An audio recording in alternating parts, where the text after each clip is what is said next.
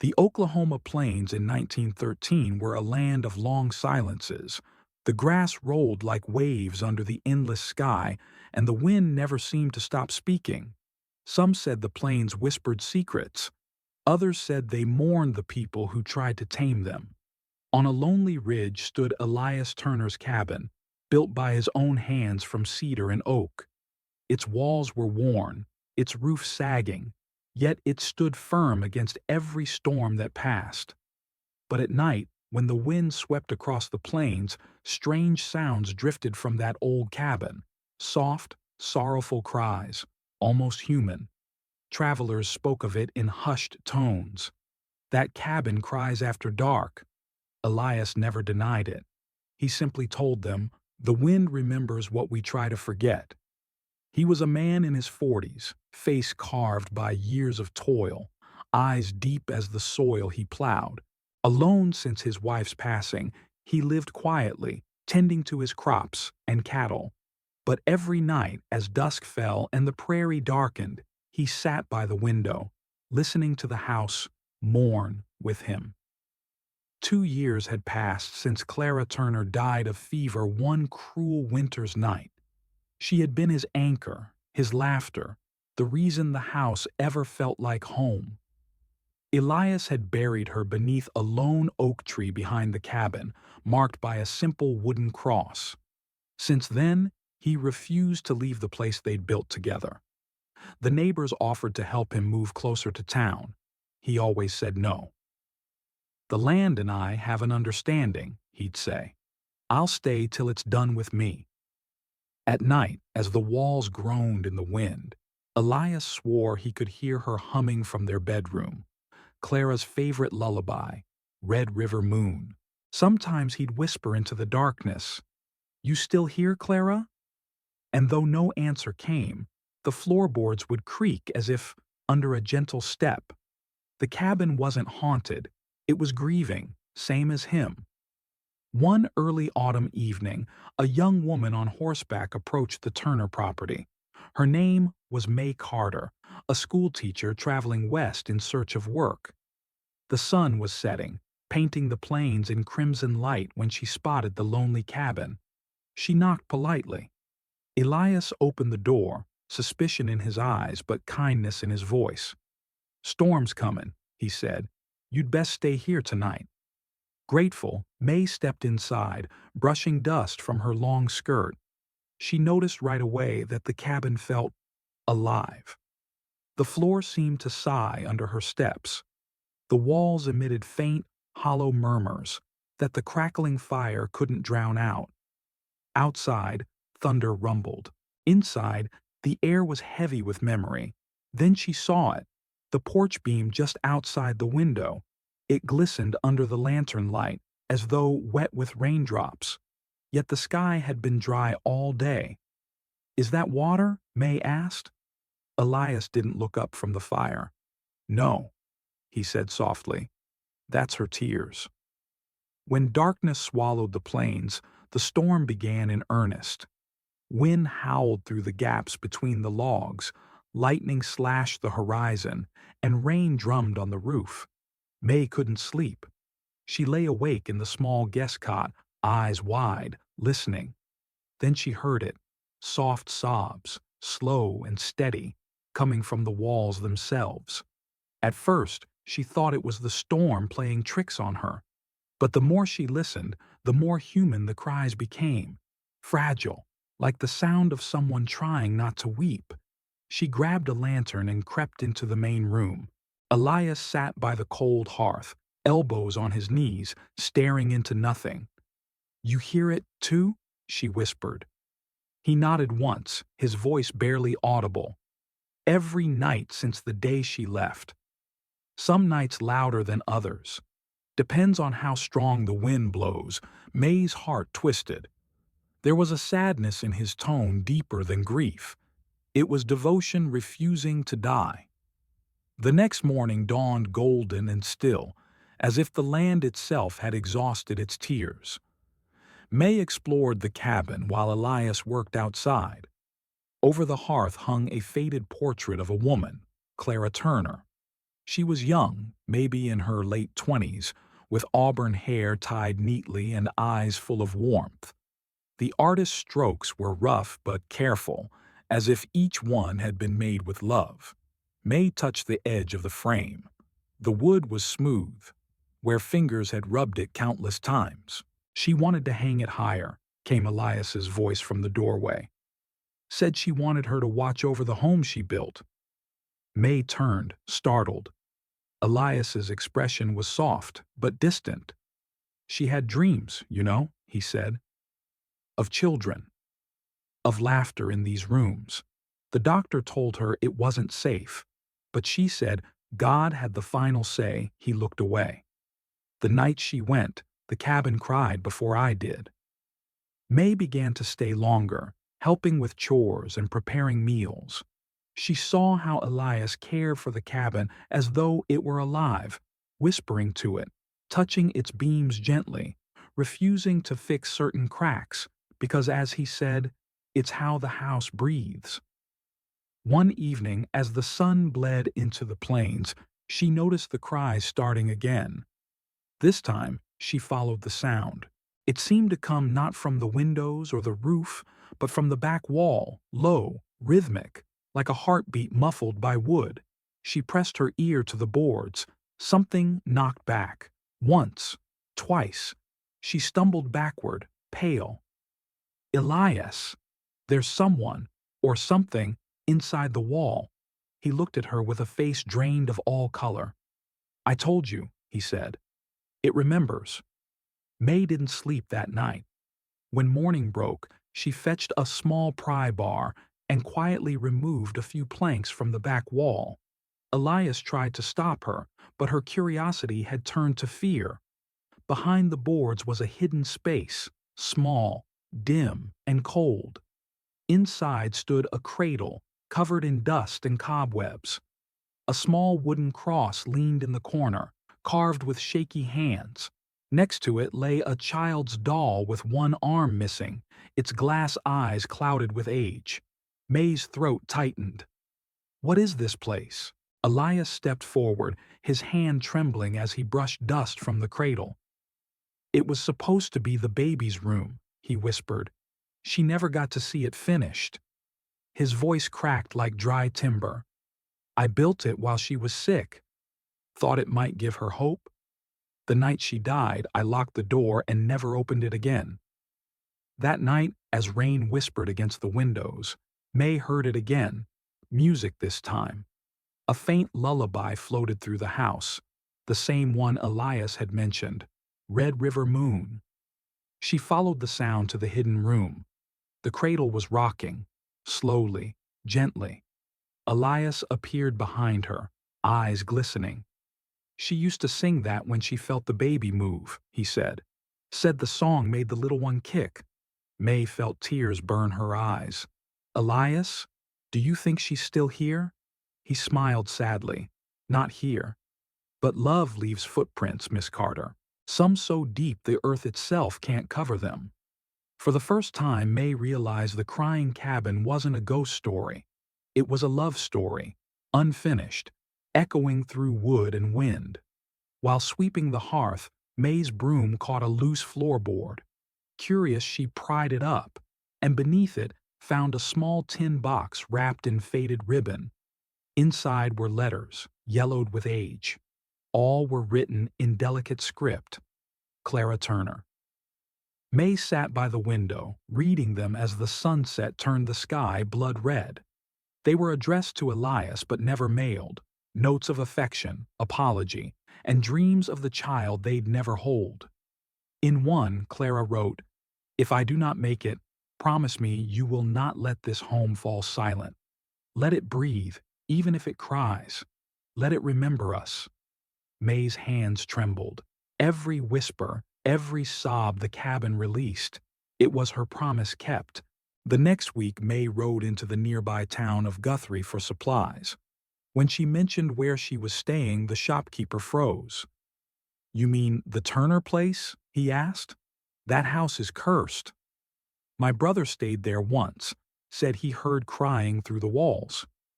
Drove him near mad, Mae met his fear with calm eyes. "Maybe it's not cursed," she said quietly. "Maybe it's just lonely." The old man shook his head. "You'll see. Some houses are meant to be left alone." But Mae knew better now. The house wasn't angry. It was grieving. And grief, when tended with compassion, could be turned into remembrance. That night when she returned, she sat on the porch beside Elias as the wind began to hum. Together they listened, not in fear, but in reverence. The cabin cried again that night, but for the first time, the sound felt peaceful, like a memory being gently released into the sky. Days passed quietly after Mae's discovery of the letters. Elias spoke more freely now, telling her stories of his wife's laughter, the way she hummed while hanging laundry, and how she would talk to her flowers as if they were old friends. But one evening, the air grew heavy. The wind changed. The horizon turned a bruised gray as a storm gathered across the plains. The silence before it was thick and strange. Elias stood on the porch, hat in hand, staring at the dark sky.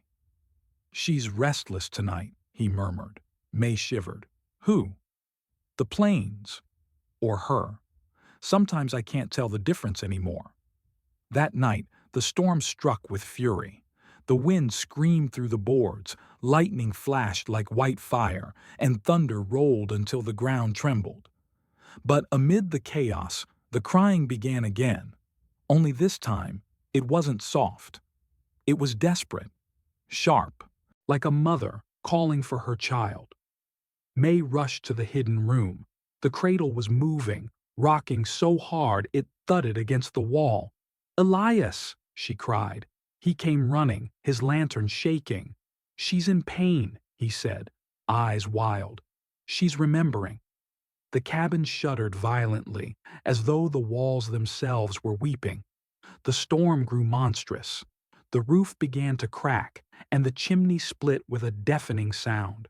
Mae screamed, "Elias, we have to get out." But Elias didn't move. He knelt beside the cradle, gripping the sides. "Hold on, Clara," he whispered. "Hold on just a little longer." Rain poured through the ceiling. Lightning struck a nearby tree, setting it ablaze. The flames illuminated the room in bursts of orange and gold. Mae pulled at his arm, terrified. "Elias, please." But he was lost in the storm, speaking to the shadows, to the house, to her. "I promised you I wouldn't leave. I won't." Then, with a sound like thunder tearing the sky open, the cabin's beams gave way. The roof collapsed inward. Mae's scream was swallowed by the roar of wind and fire. At the last second, she grabbed Elias's hand and dragged him through the doorway just as the roof fell behind them. The cries rose once more, long, haunting, and filled with release, before fading into the storm's silence. When the morning light broke over the plains, nothing of the cabin remained but charred timbers and ash. The storm had moved east, leaving a silence almost too deep to bear. Elias stood among the ruins, his face streaked with soot and tears. He didn't speak. He didn't need to. The cabin's cries were gone now. Forever, it seemed. Mae knelt beside the ashes. Something glinted there. A small silver locket, half buried in the dirt. She picked it up and brushed away the soot. Inside was Clara's faded photograph and a tiny curl of golden baby hair tied with thread. Elias sank to his knees. He pressed the locket to his heart and let out a broken sound that was neither sob nor sigh. Something deeper, like a wound finally giving way. Mae whispered, "She's at peace now, Elias?" He nodded slowly. "Maybe. Or maybe she was waiting for me to let go." Spring came to the Oklahoma plains that year with strange beauty. Wildflowers bloomed early, covering the ruins of the Turner cabin in blue bonnets, sunflowers, and white daisies. Elias began to visit the site every morning, planting more seeds and humming Clara's lullaby as he worked. Mae often joined him, her presence quiet and comforting. "This was never a cursed place," she said one day, kneeling beside him. "It was a place that loved too much to forget." Elias smiled faintly. Maybe the cabin cried not for what it lost, but for what it remembered. That night, when the wind swept across the plains, it carried a softer sound, not sobbing, but a hum, like a mother's song carried on the breeze. For the first time, the plains felt alive again. While clearing the rubble one afternoon, May found a small tin box lodged under what had once been the hearthstone. Inside was a single envelope addressed in delicate handwriting. "To the next soul who listens." She opened it carefully. The letter read, "If you hear this house weep, do not fear. It remembers love, not death. Every board, every nail holds a story. Promise you will listen." Tears blurred May's vision as she folded the letter back into the box. She looked at Elias and whispered, "Clara didn't just build a home. She built a memory that never wanted to die." He smiled for the first time in months. "Then let's make sure it keeps living." When May returned to town, she carried Clara's letters with her. At first, the townsfolk didn't want to listen. The Turner place had always been a symbol of tragedy. But May gathered them in the small church hall and read aloud the letters. Clara's dreams, her kindness, her plea that their home never fall silent. By the time she finished, even the hardest men in the room had tears in their eyes. "We were wrong about him," one farmer said quietly. "He wasn't cursed. He was faithful." Together, the community decided to rebuild, not as a home, but as a place of remembrance. They used the same cedar and oak, and they called it the Listening Cabin. Elias, now thinner and slower but full of a strange peace, began teaching the local children in the new cabin. May helped, organizing reading lessons and story hours. The children loved listening to Elias tell tales of the plains, stories about love, loss, and how even the wind carried whispers of those who came before. Sometimes, while teaching, Elias would pause mid-sentence and glance at the corner of the cabin where the portrait of Clara now hung. He would smile softly, as though hearing her laughter again. When May asked him once what he heard, he replied, "Just a reminder that love doesn't leave. It lingers, if you let it." One golden summer evening, Elias didn't come down for supper. May found him sitting by the window, the locket open in his hand, Clara's picture turned toward the setting sun. He was gone, peaceful, serene, as if he had simply drifted into sleep. May wept quietly. She placed wildflowers around him and whispered, "You kept your promise." That night, as she sat alone in the cabin, the wind began to blow across the plains. The cabin made its familiar sound again. But it wasn't the sorrowful crying of old. It was soft, tender, almost joyful. The cabin wasn't mourning anymore. It was saying goodbye. After Elias's burial beside Clara and the oak tree, May stayed one last night in the listening cabin. The moon hung low, painting the plains silver. She lit a single candle and read aloud Clara's final letter, her words echoing through the quiet room. Then May whispered, "You can rest now. Both of you." As she stood to leave, the air shifted. A faint melody drifted through the rafters. Clara's lullaby, Red River Moon.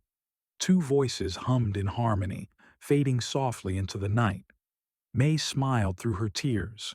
The cabin wasn't crying anymore. It was dreaming. Years later, travelers passing through the Oklahoma plains still found the listening cabin standing strong, surrounded by endless fields of wildflowers. Many swore they could feel a strange calm inside.